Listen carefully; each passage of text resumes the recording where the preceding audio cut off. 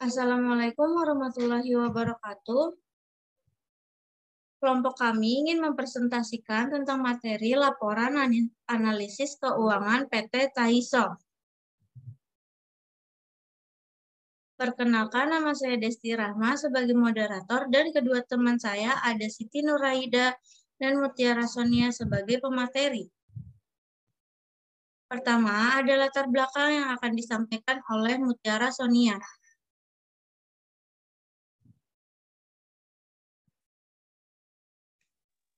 PT Taiso perusahaan bergerak di bidang farmasi, yaitu pabrikan obat-obatan over-the-counter dan etikal baik untuk pasar dalam negeri dan luar negeri.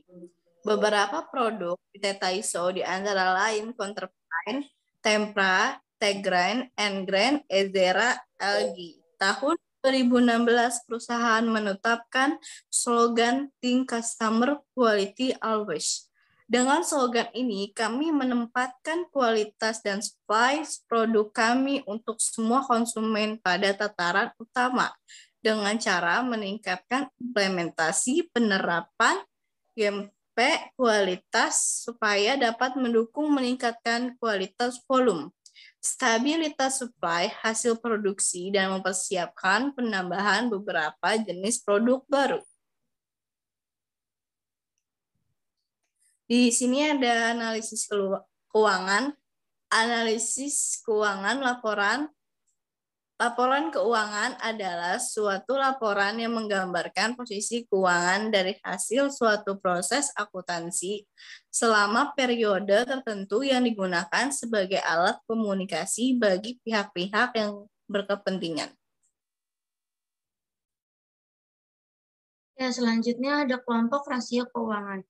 Kelompok rasio keuangan yang pertama ada rasio likuiditas, yang kedua rasio profitabilitas, yang ketiga rasio solvabilitas, dan yang terakhir ada rasio aktivitas. Berikut ada laporan keuangan dari PT Taiso. Yang pertama ada laporan posisi keuangan,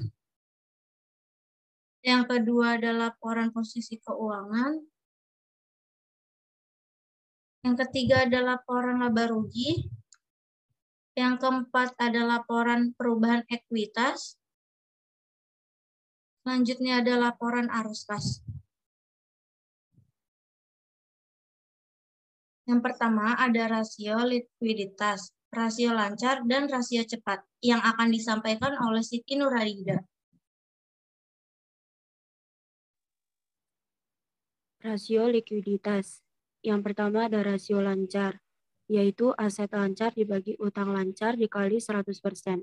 Pada Desember 2019 menghasilkan 343,06%. Pada Desember 2020 menghasilkan 291,24%. Berdasarkan perhitungan di atas, current ratio perusahaan selama periode 2019-2020 mengalami penurunan sebesar 51,82%.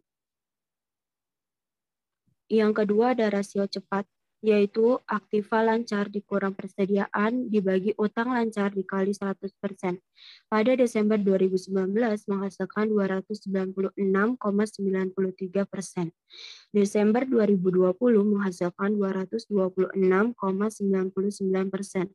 Berdasarkan perhitungan di atas, quick ratio perusahaan selama periode 2019-2020 mengalami penurunan sebesar 69,94%. Yang kedua ada rasio solvabilitas, debt to asset, dan debt to equity. Yang pertama ada debt to asset, total hutang dibagi total aset dikali 100%. Desember 2019 menghasilkan 26,90%. Desember 2020 menghasilkan 31,62%. Berdasarkan perhitungan di atas, debt to asset perusahaan selama periode 2019 sampai 2020 mengalami penaikan sebesar 4,72%. Yang kedua ada debt to equity, total hutang dibagi ekuitas dikali 100%. Desember 2019 menghasilkan 36,90%. Desember 2020 menghasilkan 46,26%. Berdasarkan perhitungan di atas, debt to equity perusahaan selama periode 2019-2020 mengalami kenaikan sebesar 10,17%. Selanjutnya ada rasio profitabilitas yang akan disampaikan oleh Mutiara Sonia.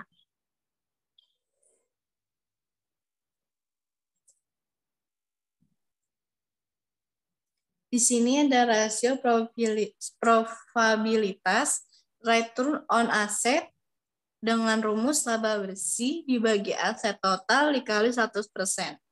Di tahun 2019 menghasilkan 57,31%, di 2020 menghasilkan 51,64%.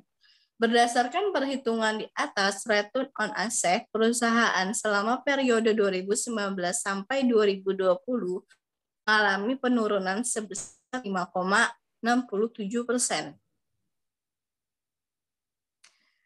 Return on equity, laba setelah pajak dibagi ekuitas pemilik saham dikali 100%. Desember 2019 mengalami 58,94%. Desember 2020 51,37%.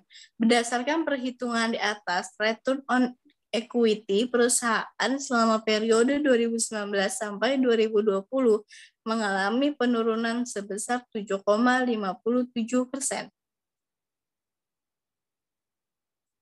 Return on investment, laba setelah pajak dibagi jumlah aktiva dikali 100%, di tahun 2019 43,05%, 2020 35,12%. Berdasarkan perhitungan di atas, return on investment perusahaan selama periode 2019 sampai 2020 mengalami penurunan sebesar 7,93%. Yang keempat, ada rasio aktivitas yang akan disampaikan oleh Siti Nuraida.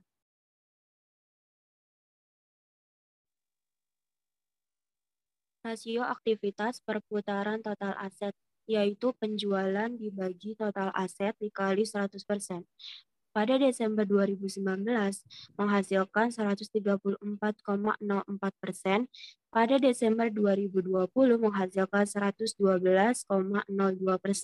Berdasarkan perhitungan di atas, perputaran total aset perusahaan selama periode 2019-2020 mengalami penurunan sebesar 22,02%. Ya. Jadi kesimpulannya, setelah dilakukan analisis laporan keuangan pada PT Taiso Pharmaceutical Indonesia Tbk pada tahun 2019 sampai 2020 didapatkan hasil yaitu pada rasio likuiditas perusahaan mengalami penurunan. Kemudian pada rasio solvabilitas perusahaan mengalami kenaikan. Selanjutnya pada rasio profitabilitas perusahaan mengalami penurunan dan pada rasio aktivitas perusahaan mengalami penurunan. Ya, itu saja yang bisa kami sampaikan. Kurang lebihnya jika ada kesalahan mohon dimaafkan. Wassalamualaikum warahmatullahi wabarakatuh.